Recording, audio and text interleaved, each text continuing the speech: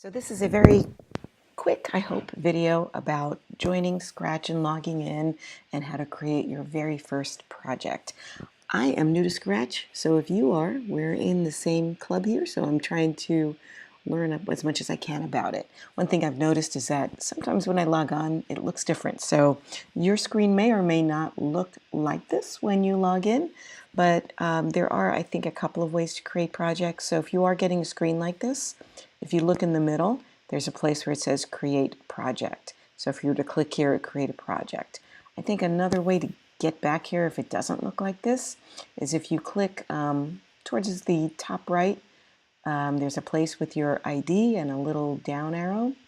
And I think what you can do is just go to where it says My Stuff, click there, and there's another place where you can make a new project. So hopefully those are the only places. It's the only places I've seen so far. And so if you were to click, very often you'll get this little symbol of not having Adobe Flash Player. And so just click where it says to do that and allow it to do that. It may look like a slightly different message depending on what platform you're running in. But eventually you should get to a screen like this, and we are going to write the simplest of programs. It's a tradition when you learn a new programming platform to just write anything just to kind of learn how to get it running. So I'm going to do the famous Hello World program. So I'm up here clicking on this box where it says Untitled, and I'm just going to call this one Hello World. And now it's named. Now with this window over here, that's where your sprites are, and Scratch has this idea of the sprite, and you can create a whole bunch of them, and you can animate them and do all kinds of interesting things with them. So we're not doing something totally interesting today other than learning how to start and run anything on Scratch. So you click on your sprite, there's a little I button here, and things come up and you can change things, but again, for now, I'm just keeping it very simple. How do you run a project? So here is my little sprite. You click on the sprite because we're going to write code related to this sprite. So if you go towards this middle piece, it's got scripts, costumes, and sounds. So scripts have to do with running code. Costumes are what your sprite looks like, and it defaults to having two different kinds. Again, this is used for animation, but keeping it simple today, I'm keeping it just for one costume. You can also put sounds in.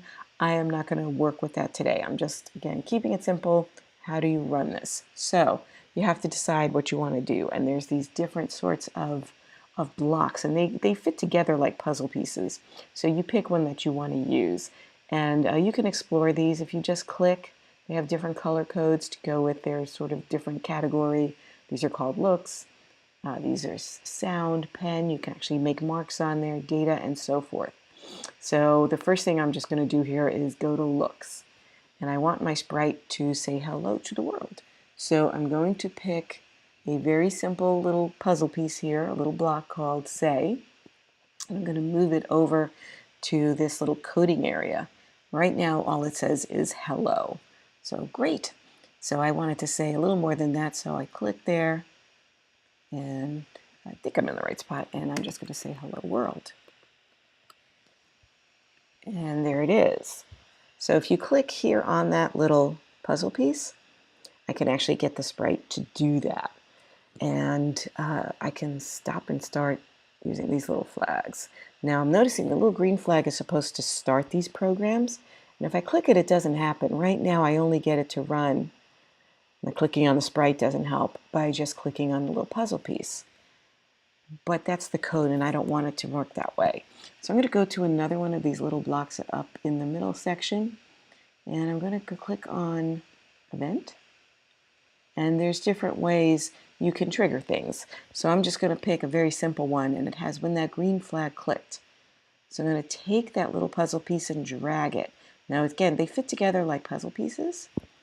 So there's when the green star is clicked, do this. So it still works if I just click that guy. I'm going to press the stop button again. But now because I have this in here, I can click the green flag, and that is going to trigger this event, which will then do that bit of code.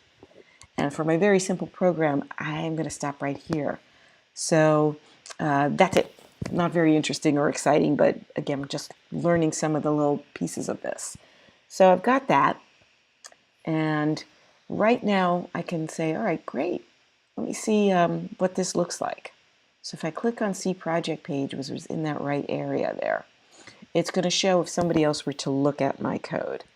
And you can click here for instructions. So maybe you want to tell people to click on the green flag to run this program, which isn't a very exciting instruction, but you'll have more interesting things and maybe you want to have it there. Now over here, notes and credits. So this is a great place to acknowledge what you've used to create the program. So if you were to maybe use a picture that you got from the web or some other idea, this is where you can cite where that came from. And project tags, we're just leaving that for right now, but again, you can just add little tags to help people search for these things. So there you are. And so the green flag is here. If you were to press the green flag, it's going to run it, and you can press the stop flag. At any time, you can say, gee, I wish I could do more things with this. So the C inside is where you would click to get back to the code. So the C inside puts me here. Going back to the right will give me back to this project page. I think this makes it a full screen.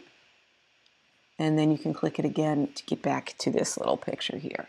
Now, if you notice across the top, it says the project is not shared, so only you can see it. Click to let everyone see it.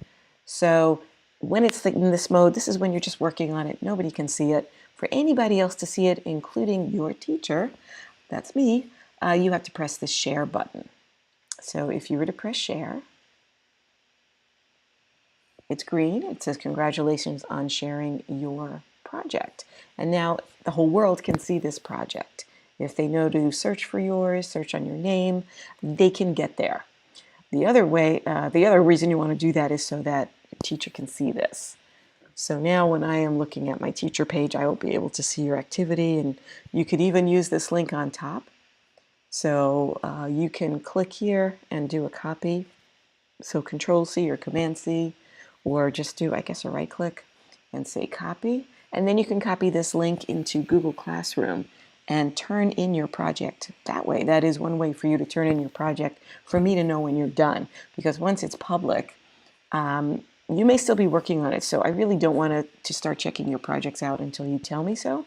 So I think what we'll do, at least for the early projects, until I figure maybe there's a better way I want to do this, is you're just going to go and copy that link, go into Google Classroom, and when you turn in your projects, you can actually just submit that link to me and I will be able to get there directly. So I figured I would mention that.